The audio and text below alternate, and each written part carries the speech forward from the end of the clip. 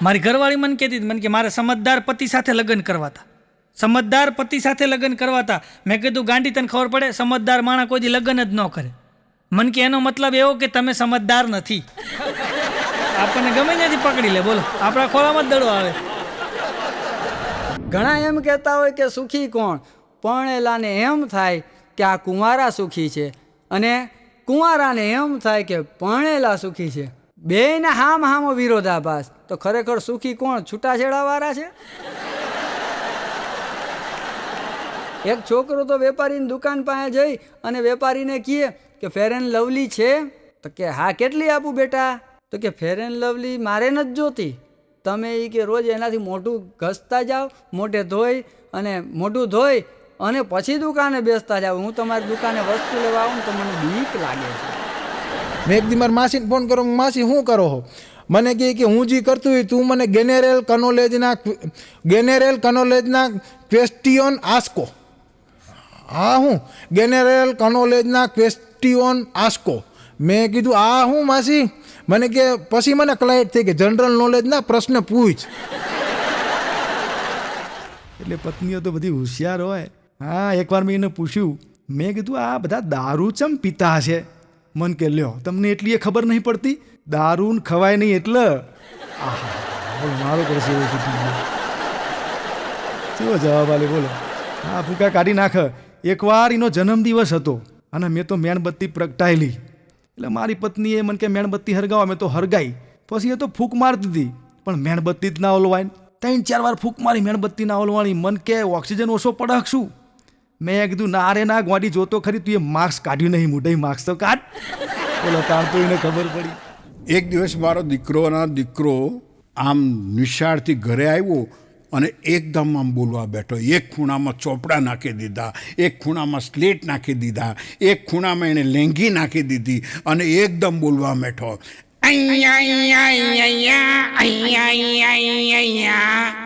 સાલું હું વિચારમાં પડી ગયો. મેં કહું આ શું બોલે છે?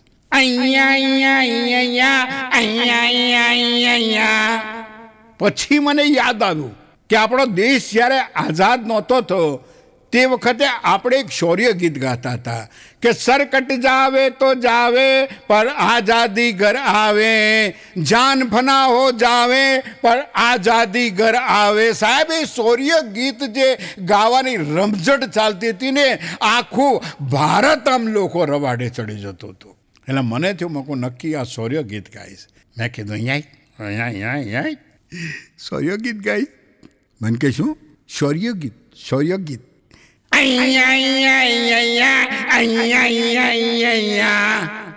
મને સમજણ નહીં પડે કે નક્કી આને કંઈ બહારનું થઈ ગયું છે કે અંદરનું કંઈ ખ્યાલ આવતો નથી. પછી મેં એને ચોકલેટ આવે, બોલ શું બોલે છે તું? મને કે બીજું બાળક હમણાં નહીં, બીજા પછી તો કદી નહીં, બીજું બાળક હમણાં નહીં, બીજા પછી તો કદી નહીં. ત્યારે મને ખબર પડી કે આ લોકોનું શૌર્ય ગીત કયું છે. આમાં એ લોકોનો વાંક જ નથી, કારણ નિશાળથી ઘર સુધીમાં 150 પાટિયા ફેમિલી પ્લાનિંગ વાળા મારા હોય. હમણાં કપલ ટ્રેનમાં જતા, નવા લગ્ન થયા છે કે પછી ખબર નહીં, કપલ જતા ટ્રેનમાં તો બેન કે આપણે ક્યાંક નવો પ્રયોગ કરીએ. તો એનો ઘરવાળો કે શું નવો પ્રયોગ કરવો? એ કે આપણે એવું વર્તન કરીએ કે આ લોકો જોવાવાળાને એમ લાગે કે આપણા લગ્ન વર્ષો પહેલાં થયા છે, આપણે એવું વર્તન કરીએ. એનો ઘરવાળો કે કાંઈ વાંધો નહીં, સૂટકેસ તું લઈ લેજે. એટલે બધાને એવું જ લાગશે જૂના લગ્નવાળા છે. હા,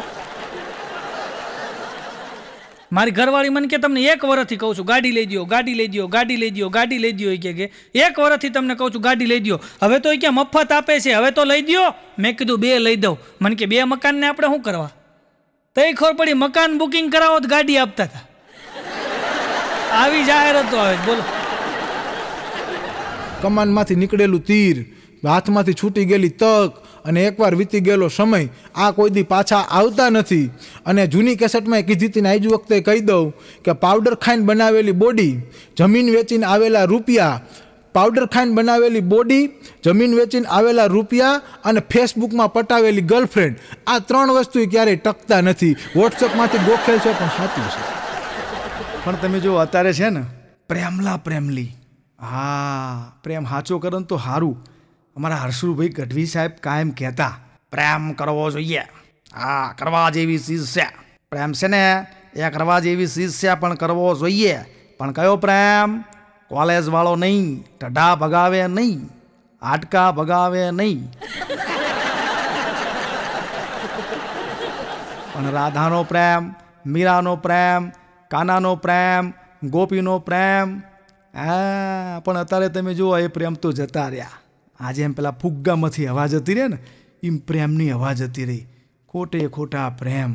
હે, અને કેવા ગીતો તમે જુઓ, કોઈને પ્રેમ નો કરાય, કોઈને દિલ નો દેવાય, કોઈને પ્રેમ નો કરાય, કોઈને દિલ નો દેવાય. પ્રેમ જીવતે જીવ મારી નોખ છે, પ્રેમ જીવતે જીવ મારી નોખ છે.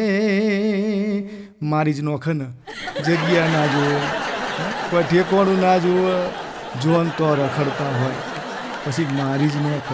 આવા તો પ્રેમ થઈ ગયા. એક બેન છે એ એની બેનપણીને ઘરે ગયા ને એને ઓળખાણ કરાવી કે આ મારા મિસ્ટર, હું એની વાઈફ, અને આ અમારું બોય.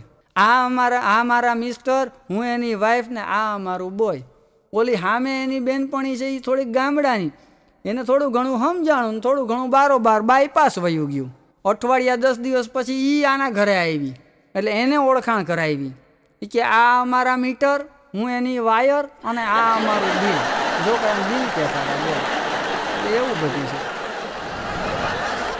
એક બેન તો સોસાયટીમાં પેંડા વેચતા જ. બોલો, હું તો 2 પેંડા લઈ આવ્યો. પછી બેનને કીધું, મેં બેન છે કઈ ખુશીમાં પેંડા વેચો છો? મને કે આજ પહેલી વાર કે મારી છોકરીએ છે ને બ્રેક મારીને ગાડી ઊભી રાખી.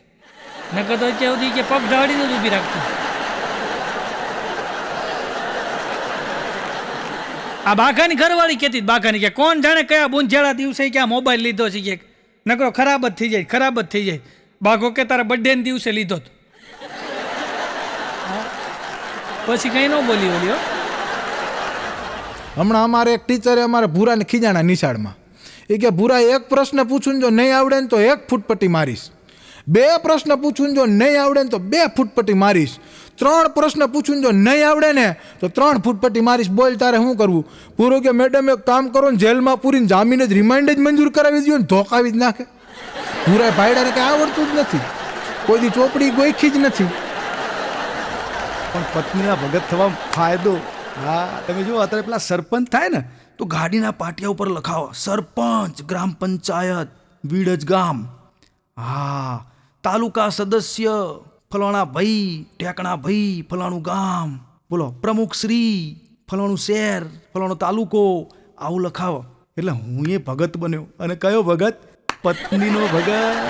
હા, બોલો, મને હવાજ થયો નેમ પ્લેટ બનાવવાનો. મેં તો નેમ પ્લેટ બનાવી, ખોડાભાઈ પટેલ પત્ની ભગત 1008 પપ્પુ દધુ. હા, આવું લખાયું. બોલો, મને તો ફાયદો થઈ ગયો. આ પાર્ટી જોઈને પોલીસવાળાએ ના રોકે. બોલો, હા, ગમે તે ચોકડી જઈએ જવા દો. બિચારા સમજી ગયા કે પત્નીનો ભગત અમે કંટાળેલો જ હોય, એને રોકીને શું લેવાનું? કડકો જ હોય નકરો. હે, આપણે શું ભારીએ એના જોડે? બોલો, આટલો તો મને ફાયદો થઈ ગયો પત્નીના ભગત થવાથી. એક જમાઈને એના સસરા બીમાર પડ્યા હતા. એટલે સ્વાભાવિક છે ખબર કાઢવા જવું જ પડે. પણ એ જમાઈને ધીમે ધીમે કાનમાં થોડીક ધાક પડી ગઈ હતી ને બહેરાશ આવી ગઈ હતી. એ સાસરાવાળાને ખબર પડવા દેવા માંગતો નહીં. એટલે એને નક્કી કર્યું કે આપણે ત્યાં જઈને 3 જ પ્રશ્ન પૂછવા છે. સસરાની ખબર કાઢવા ઘરવાળી કી એટલે જવું જ પડે. પાછું હાળીને સારું લગાડવાનું હોય એટલે જવું પડે, એટલે જવું જ પડે. બાકી માણસ જે જગ્યા એક વખત છેતરાણું હોય ને ત્યાં બીજી વખત જાતો નથી. માણસ તો ક્યાં કૂતરું નથી જાતું, લ્યો ને. પણ મારે ને તમારે ઘણી વખત સાસરે જવું પડતું હોય છે. તો એ જમાએ નક્કી કર્યું કે આપણે 3 પ્રશ્ન પૂછવા. બાકી કાનપુરમાં તો હડતાલ છે જ. સામેવાળાના હોઠ ફફડવાના બંધ થાય એટલે એના 3 જવાબે નક્કી કર્યા કે પહેલો પ્રશ્ન ગમે એ હોય આપણે ત્યાં જઈને એમ જ પૂછવાનું કે દવાથી કાંઈ ફેર પડ્યો કે નહીં. અને જે જવાબ દે એના હોઠ ફફડવાના બંધ થાય એટલે આપણે કહી દેવાનું કે હા બસ એ બરાબર છે તમારા માટે ને એ ચાલુ રાખો. બીજો પ્રશ્ન નક્કી કર્યો કે કયા ડૉક્ટરની દવા ચાલે છે, અને એનો જવાબ નક્કી કર્યો કે સામેવાળા ગમે એ જવાબ દે હોઠ ફફડાવાનું બંધ કરે એટલે આપણે એમ જ કહેવું હા બસ એ જ બરાબર છે ને તમારા માટે એ યોગ્ય છે ને એ ચાલુ રાખો. ત્રીજો પ્રશ્ન નક્કી કર્યો કે ખાવામાં શું લ્યો છો. સામેવાળા જવાબ દે, ગમે એ જવાબ દે, હોઠ ફફડવાનું બંધ થાય એટલે તમારે કહી દેવાનું કે હા બસ એ જ ચાલુ રાખો તમારા માટે એ બરાબર છે. જમાઈ રાજા ઉપડ્યા સસરાના ઘરે ખબર પૂછવા માટે સસરાની પાસે બેઠા અને પેલો પ્રશ્ન પૂછ્યો, તમને દવાથી કાંઈ ફેર છે? સસરોએ આખા બોલો એ કે આ દવાનું બિલ ભરવામાં અડધું ફર્નિચર વેચાઈ ગયું. સસરાએ આટલું બોલવાનું પૂરું કર્યું ને ત્યાં ઓલો જમાઈ બોલ્યો, કારણ કે એને તો ખબર જ નથી સસરા હું બોલ્યા. એ કે હા તમારા માટે એ જ બરાબર છે ને એ જ ચાલુ રાખો. બીજો પ્રશ્ન, કયા ડૉક્ટરની દવા ચાલે છે? જમાઈ રાજાએ પૂછ્યું. આ વખતે એનો સાળો બોલ્યો, જમરાજાની દવા ચાલે છે એ કે. એટલે વળી જમાઈ બોલ્યો, હા બરાબર છે, એનાથી વધારે કોઈ સારો ડૉક્ટર છે જ નહીં, તમે એની જ દવા ચાલુ રાખો. ત્રીજો પ્રશ્ન પૂછ્યો કે ખાવામાં શું લ્યો છો? એટલે આ વખતે એની સાસુનો મગજ હલી ગયો હતો. એટલે વચ્ચે એની સાસુ બોલી, એ કાંકરા ખાય છે ને ધૂળ ફાકે છે. જમાઈ બોલ્યો, તમારા માટે એ જ બરાબર છે, તમે એ જ ચાલુ રાખો. એક સાહેબ છે ને એ હુઈ જાય ને પછી એની ઘરવાળી એનો મોબાઈલ ચેક કરે. બોલો, સાહેબનો મોબાઈલ ચેક કરે ને તો એમાં વધારે પડતા હેમાના ફોન આવેલા હોય. હેમાના મેસેજ આવેલા હોય. અને પછી આ બાઈ માર્ક કરે, હેમાનો ફોન આવે ને એટલે સાહેબ ફટાફટ વાત કરી લે, ફટાફટ તૈયાર થઈ અને ફટાફટ નીકળી જાય. આવી રીતના જોવે એટલે આ બેનને શક ગયો કે નો હોય આ હેમા હારે આને ક્યાંક છે ખરું કે. એટલે પછી એણે એના પિયરમાં વાત કરી કે આ તાર જમાઈને ક્યાંક કોઈક હેમા હારે ક્યાંક લફરું છે ક્યાંક. હેમાનો ફોન આવે તરત તૈયાર થઈને ભાગી જાય છે ને હેમાનો ફોન આવે તરત વાત કરી લે છે ને હેમાની યાર જ નકરી વાત કરેલી હોય ને હેમાના જ મેસેજ આવે છે ને. અને એ બેનને શક મગજમાં ઘરી ગયો. સાહેબ મગજમાં ઘરી ગયો ને પછી એક દિવસ સાહેબની યાર ઝઘડો થયો એટલે આ બેને કીધું, આ હેમા કોણ છે એ કે આ હેમાની યાર તમારે લફરું છે એટલે તમે મને હેરાન કરો છો ને તમે મારી યાર ઝઘડો કરો છો ને. ઓલા સાહેબ કે એટલી જ વાત હાટું તું કે મારી ઉપર શક કરશો? ઊભી રહે એમ કહીને આમ ફોન કાઢ્યો અને હેમાના નામ ઉપર ફોન લગાડ્યો અને સ્પીકર ઉપર વાત કરી. પછી ખબર પડી કે એના હેડ માસ્તર હતા. બોલો, હેડ માસ્તરનું નામ એણે હેમા લખ્યું હતું શોર્ટમાં, હેમા. એકવાર તો એક શિક્ષકે વિદ્યાર્થીને પૂછ્યું કે કયું પક્ષી, ઝાડ ઉપર બધા પક્ષીઓ બેઠા હોય એમાં કયું પક્ષી સૌથી વધારે ઝડપથી હેઠે ઉતરશે? કયું પક્ષી સૌથી વધારે ઝડપથી હેઠે ઉતરશે? હવે આવા પ્રશ્નના જવાબ છે ને વિચારીને આપવા પડે. અમારો પૂરો હાવની મોર ઉતરી આંગળી કરે, ટીચર હું કહું કહી દે ભાઈ. અમારા બેન હોય ભણાવતા એમ કે કહી દે. તો કે જેને ઉતાવળ હોય ને ટીચર એ ઝડપથી ઉતરે.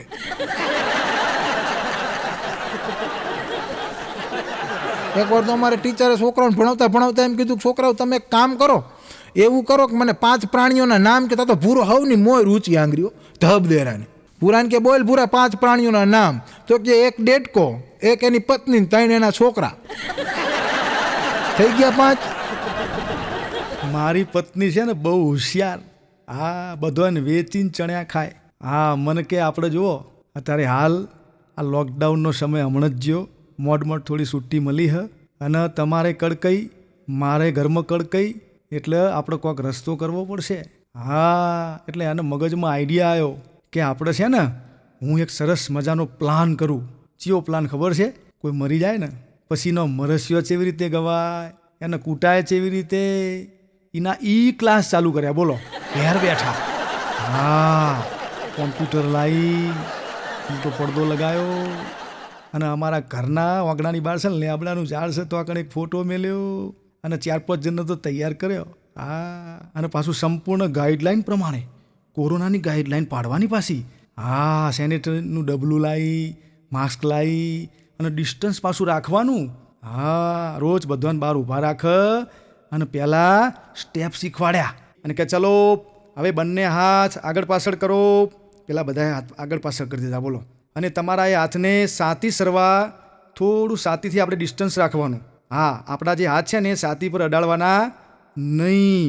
જો આપણે એ કરીએ ને તો નુકસાન આપણને થાય, એટલે હાથને થોડા દૂર રાખવાના સૂચના આપી દીધી. અને પછી તરત જ એને સ્ટેપ શીખવાડ્યા. હું એમ કહું ને 1 2 3 4 એટલે તમારે એક સ્ટેપ લેવાનું અને પછી તરત સળંગ સ્ટેપ ચાલુ કરવાના. પણ જોજો ધ્યાન રાખજો હો, આપણા હાથ ભૂલથી એ સાથી અડવા જોઈએ નહીં. હા, અને કે નુકસાન આપણને થાય. હા, એટલે એને સ્ટેપ ચાલુ કર્યા. ચલો હવે એક સ્ટાર્ટ આપણે સાથે શરૂ કરીશું. એટલે બધા જ સ્ટેપ પ્રમાણે તૈયાર થઈ જાઓ. અને એને કીધું 1 2 3 4 હાય. પછી તરત બીજો 1 2 3 4 હાય હાય હાય હાય અને પછી સળંગ. ચલો હવે આપણે કન્ટિન્યુ ક્રમ હાય હાય હાય હાય હાય હાય હાય હાય હાય હાય હાય હાય હાય હાય હાય હાય હાય હાય હાય હાય આવી રીતે આપણે આ પહેલો સ્ટેપ છે. પછી કે ચલો હાય હાય હાય હાય હાય હાય હાય હાય. પછી કે હવે આગળ શું બોલવું, કારણ કે પેલી પ્રેક્ટિસ તો એમને કાચી કરેલી, પણ આ તો મગન કાકા જતા રહ્યા. હવે પાછું અંદર જોડવાનું શું બીજું. હવે આ થોડી ભૂલી પડી એટલે પાછી થોડી ચાલાક તો ખરી. એટલે એની નજર છે ને પેલા લેબડા જે હતા ને, ગલકો લબડ્યો હતો ને એના ઉપર નજર પડી જઈ. હા એટલે તરત મને બેહતું કરી દીધું. બેહતું કરવામાં તો નંબર આવે. હા મારી પત્નીનો હા એવી હોશિયાર. એટલે એને તરત બેહતું કર્યું. કેવું બેહતું કર્યું ખબર છે કે લેબડ ગલકો હાય હાય વર્ત લઈશું હાય હાય લેબડ ગલકો હાય હાય વર્ત લઈશું હાય હાય.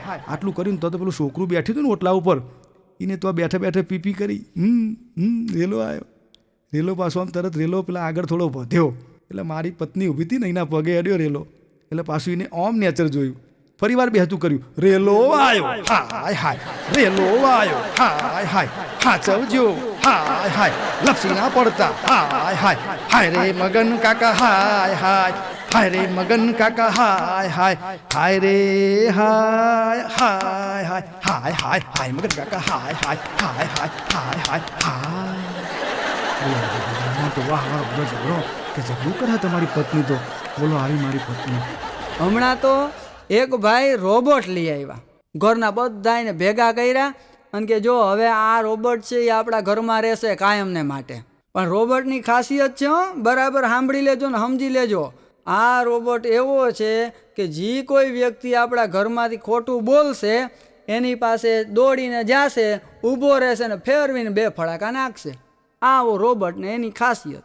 બધાય કે ઓહો વારે વાર રોબોટ આવ્યો. બોલો બીજે દિવસે સવારના પોરમાં એ ભાઈનો છોકરો એના મમ્મીએ ઉઠાડ્યો, હાલ બેટા સ્કૂલે જવાનું છે. છોકરો પથારીમાં પડ્યા કહે મમ્મી મને પેટમાં બહુ દુખે છે. ત્યાં તો રોબોટ વાત થઈ હતી એ પ્રમાણે છોકરા પાસે ગયો અને સટાક સટાક કરતી 2 ફેરવીને પડી ગયો છોકરાને. ખોટું બોલ્યો ને છોકરો રોવા માંડ્યો. એ કે બેટા જો હજી તારા પપ્પાએ જ કાલે કીધું હતું ને કે ખોટું બોલશે ને રોબોટ આવશે પાસે ઊભો રહેશે ને 2 ફડાકા નાખશે એટલે પડ્યા. ત્યાં તો છોકરાને પપ્પા આવ્યા. એ કે જો બેટા તું ખોટું બોલ્યો ને એટલે રોબોટે 2 ફેરવીને ફડાકા નાખી લીધા. જો હું તારા જેવડો નાનો હતો ને ત્યારે હું કોઈ દી સ્કૂલે જવામાં આવા ખોટા બાના કાઢતો નહીં. આટલું જ્યાં બોલ્યા છોકરાને પપ્પા ત્યાં તો રોબોટ એના બાપા પાસે આવ્યો, ઊભો રહ્યો, 2 ફડાકા એને દીધા. હવે બાકી રહ્યા છોકરાની મમ્મી. છોકરાની મમ્મીએ કીધું પણ દીકરો તો તમારો જ ને. ત્યાં તો રોબોટ એના મમ્મી પાસે આવ્યો, ઊભો રહ્યો, 2 ફડાકા નાખ્યા. બપોર થઈ તો રોબોટ વેચવા ખાઈ દો. બોલો એક તો લોભિયો ને એની ઘરવાળી રોજ કે મને જમવા લઈ જાઓ ને, મને જમવા લઈ જાઓ ને, મને આખે પછી લઈ જાય, જમવા લઈ જાઓ ને પછી લઈ જાય. આવું કેટલાય સમય સુધી હાલ્યું ને. એમાં એક દી બેનનો બર્થડે હતો. આના લોભિયાને કીધું હવે તો મને બહાર જમવા લઈ જાવ કે પછી કરો, આજ મારો જન્મદિવસ છે. ઓલો કે કાંઈ વાંધો નહીં, ગાંડી તૈયાર થઈ જા. તો એ તૈયાર થઈ ગઈ. આને સ્કૂટર કાઢ્યું, સ્કૂટરમાં એની ઘરવાળીને બિહારી. પછી આ લોભિયાએ એક વાતની શરૂઆત કરી કે જો તને એક વાત હું કહું કે હું જ્યારે નાનો હતો ને ત્યારે એ કે અત્યાર સુધીમાં મને કોઈ પાણીપુરી ખાવામાં હરાવી નથી આવી ગયું કે ત્યારે કોઈ મને હરાવતું નહીં, અને અત્યારે મને પાણીપુરી ખાવામાં કોઈ હરાવી ન હગે કે હું કે બધાને હરાવી દઉં એટલી પાણીપુરી ખાવ. એની ઘરવાળી કે એવું કાંઈ ન હોય કે હું હરાવી દઉં. એ કે ન હરાવી શકતું સાનુમુની બે કે પાણીપુરી ખાવામાં હું બાદશાહ છું કે મને કોઈ ન હરાવી શકે. અરે કે હું હરાવી દઉં. તો એ કે લાગી શરત કે હું હરાવી દઉં. એ કે કાંઈ વાંધો નહીં હાલો કે પાણીપુરીની લારીએ જઈ. 2 પાણીપુરીની લારીએ ગયા અને મીંડ્યા પાણીપુરી ખાવા. આ ભાઈએ તો 8, 10, 15, 17, 20 પૂરી ખાધી ને ત્યાં તો આ ભાઈનું પેટ ભરાઈ ગયું. ને એની ઘરવાળી તો 8 ડીશ ઉલાળી ગઈ હો. પછી આ કે હાલ હું હારી ગયો હોય કે ડાર્લિંગ તું જીતી ગઈ, હું હારી ગયો કે પછી પાણીપુરીનું બિલ થયું ને 90 રૂપિયા આપી દીધું. પછી એની ઘરવાળીને કે હાલ બે હવે આપણે જમવા જવાનું. ઓલી કે ના રે ના હવે મારું પેટ ભરાઈ ગયું કે હાલો ઘરે વૈયા જઈએ. એક તો આના બિલ બચ્યું, બીજા નંબરમાં પત્ની ખુશ થઈ ગઈ. હું કામ કે શરત જીતી ગઈ એટલી ખુશ થઈ ગઈ. અમુક આવા લોભિયા હોશિયાર બહુ હોય. બોલો પાણીપુરીમાં પતાવ્યું એને. બોલો હા એકવાર તો એક મારા મિત્રને ફોન કર્યો. મેં કીધું એલા ક્યાં છો? તા તો એના ધર્મપત્ની ઉપાડ્યો. મને કે ભાઈ એ નથી. મેં કીધું હાલો ભાભી ક્યાં છે? મને કે એકચ્યુઅલી પપ્પી સાથે બાથમાં છે. હવે તમને લાગશે ને મને લઈ ગયું.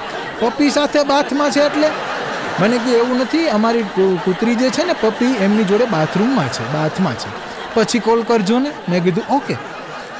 એમાં આનું પપ્પી એકદમ રૂછાવાળું. તે હું મારા મિત્રની ઘરે ગયો તો હવે આપણે એના પપ્પીને સોફા ઉપર બેહાડીને રમાડતો હતો. આપણે ગયા લાગે જય શ્રી કૃષ્ણ, જય શ્રી કૃષ્ણ, જય માતાજી કરીને બેઠા એટલે એને ધર્મપત્ની સરસ મજાની કોફી લેવા, અમે કોફી પીધી. પછી એની પત્ની એના પતિ હમું જોવે અને એનો પતિ છે એ ઓલા પપ્પીને રમાડ્યા રાખે. એટલે આપણે મને એમ થયું કે લાઈને હું પપ્પીને રમાડું, આને એનું પપ્પી બહુ વાલું છે. સવારે પપ્પી સાથે બાથમાં હતો, બપોરે આમ કર્યું, સાંજે અત્યારે પપ્પીને જ રમાડે છે. તો લાઈને એના પપ્પીને મેં ખીચામાંથી 20 રૂપિયાવાળા 2 બિસ્કુટ કાઢ્યા. બિસ્કુટ કાઢીને પપ્પીનું એકદમ રૂછાવાળું એક તો એનું કૂતરું, એમાં મેં બિસ્કિટ કાઢ્યા ને મેં કીધું આલે પપ્પી, આલે પપ્પી. 2-3 વાર પ્રયત્ન કર્યા પણ ખાધા નહીં. અને મેં મારા દોસ્તાને કીધું, મેં કીધું આ 20 રૂપિયાવાળા બિસ્કિટ લઈ દઉં ને પપ્પી ખાય કા નહીં? ત્યાં ઓલાએ કીધું કે મને કે મોઢું ઓલી બાજુ છે.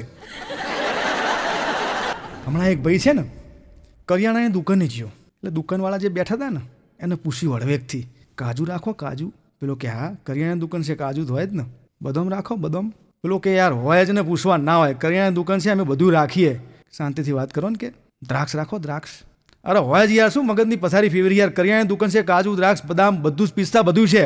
ગરમ થયા વગર શેઠ ખાવાનું રાખો, ઘરનું છે. શું કામ હુક લકડી જેવા હુકઈને મરી આડ્યા ખો ને.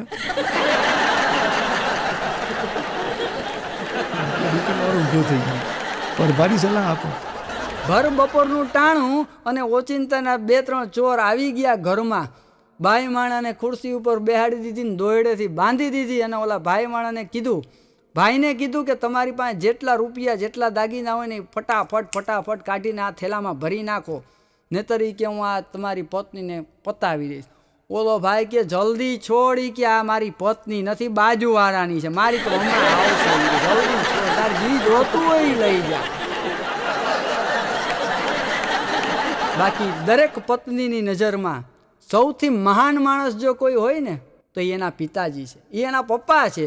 સૌથી સુખી માણસ જો એક પત્નીની નજરે હોય ને તો એનો બનેવી છે, એની બહેનનો પતિ.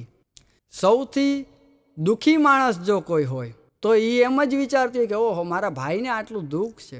પણ સૌથી જૂઠો, સૌથી વિશ્વાસઘાતી એક પત્નીની નજરે જો કોઈ હોય તો એ કહેવાની જરૂર નથી, તો તમે સમજુ છે. પણ એક ભાઈ તો એક ડૉક્ટર પાસે ગયો, ડૉક્ટરને જઈને કહે કે ડૉક્ટર સાહેબ આજ રવિવાર છે અને મને મારી પત્ની રવિવારે હક નથી લેવા દેતી, રવિવારે શાંતિ નથી લેવા દેતી.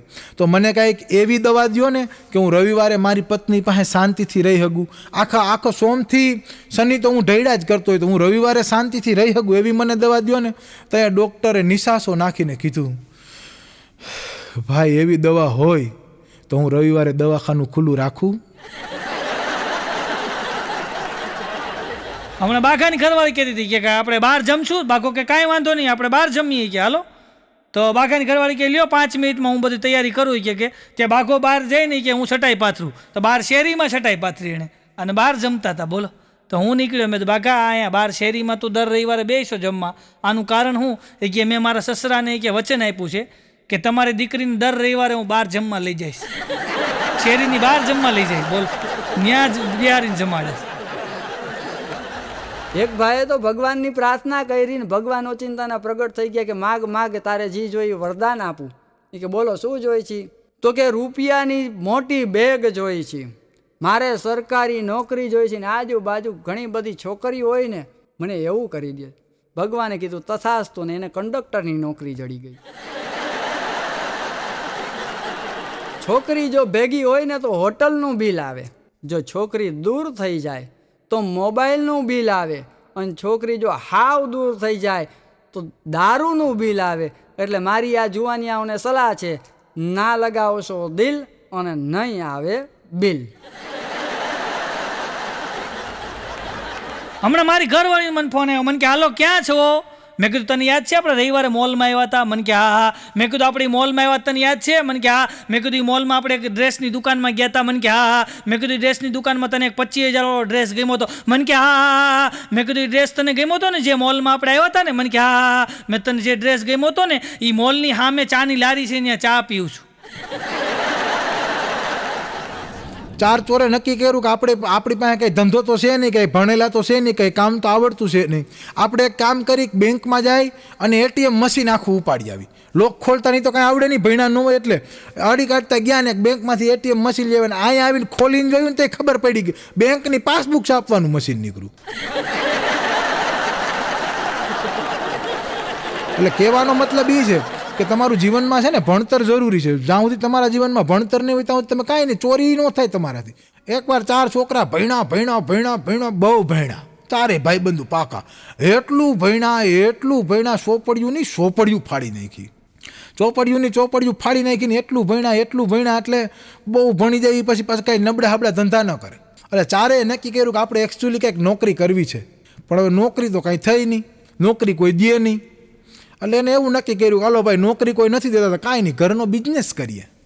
ઘરના બિઝનેસ માટેથી નક્કી કર્યું કે શું કરશું, તો કે આપણે કામ કરીએ એટલે ઓછું રોકાણ, અને ચોમાસાની સિઝન ચાલે છે, ચોમાસાની સિઝન આવે છે, ચોમાસાની સિઝન હતી ત્યારે તો કે ચોમાસાની સિઝન આવે છે તો આપણે ચોમાસામાં એક કામ કરીએ કે ચોમાસાની સિઝનમાં રેનકોટ અને છત્રીનો ધંધો કરી. તો કે આ વાંધો નહીં. ચારેય ભાઈબંધ ભેગા થયા, 10,000 રૂપિયા રોકાણ કાઢ્યું અને છત્રી રેનકોટને માલ લઈ આવ્યા.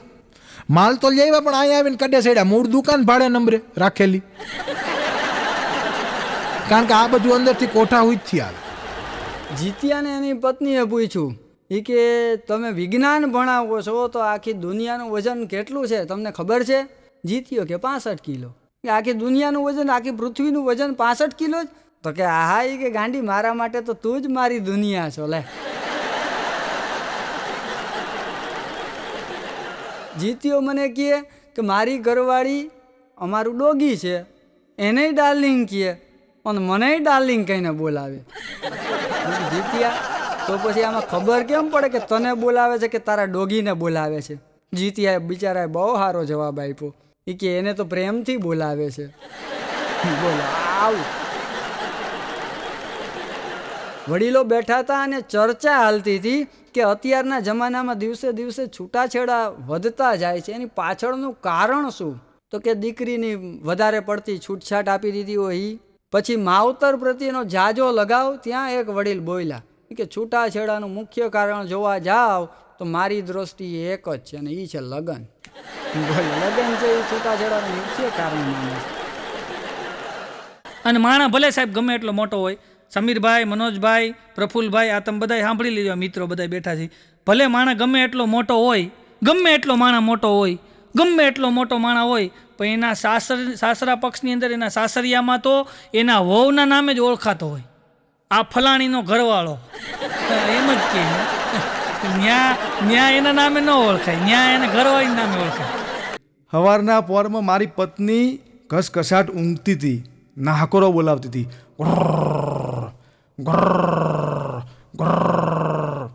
મેં એને જગાડવાનો પ્રયત્ન કર્યો, જાગ જ નહીં. મેં બગલમાં ગલી કરી તો હોય ના જાગી, ગળામાં ગલી કરી તો હોય ના જાગી, પેટમાં ગલી કરી થોડું જાગી. મન કે પૂરી નહીં જાગું. મેં કીધું ચમ? મન કે તમને જગાડતા આવડે હે? થોડું કંઈક શીખો જગાડતા પત્નીને કેવી રીતે જગાડાય. હું તો તમારી માલણ કહેવાય ને તમે મારા મેરું કહેવાય. માલણને કેવી રીતે જગાડાય? જાગરે માલણ જાગ, જાગરે માલણ જાગ, જાગને તારો મેરું જગાડે. જાગરે માલણ જાગ, જાગ નહીં તો આજ મારું ઉડી જાશે પંખીડું. 4 જુગોના જેવડો થાશે એક રે દિવસ મારો. જાગરે માલણ જાગ, જાગરે માલણ જાગ, જાગને તારો મેરું જગાડે. જાગરે માલણ જાગ. પત્ની એટલે મેં ના કીધું હાસી આપણને ગમે ત્યાંથી મળી જાય.